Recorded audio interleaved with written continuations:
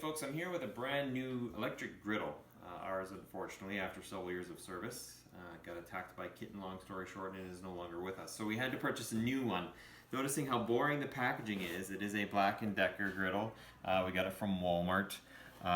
It's a large non-stick surface, which just like any other griddle that if you have a family, you need to make 4 grilled cheese sandwiches at once, you'll typically need. So this will be an unboxing.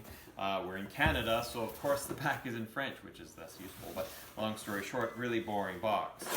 So now we'll crack this open, and on top, and see, look at that. See, that's interesting. It's got color and food texture and anyway. So let's open her up here. So I'm guessing we're probably gonna lay her on her side and pull it out because that's the way the griddle is. Get it on its side and pull it out. The box is now completely empty. We've got that. And we've got styrofoam sides. These top lift off. Put those in there. This one's a little smaller than our other one. It says it's a family-sized griddle. I don't remember what brand it was. I don't either. But anyway, it was several years old. And being a non-stick surface item, they tend to wear out and then they're not as non-stick anymore.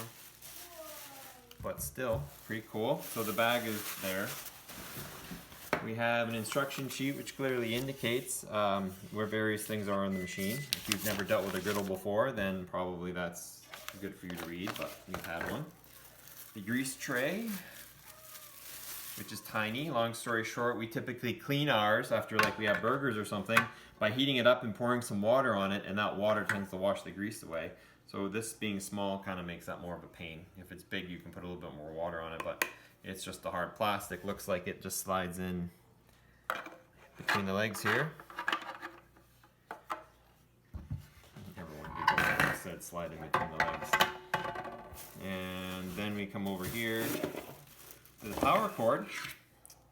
And this one is just like every other electrical device in the world.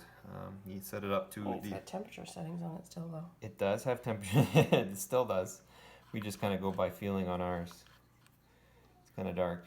And that'll plug into the side here. Yeah. It looks like it has a hanging hook, so we could hang it in the pantry, or I'm not sure what that's for.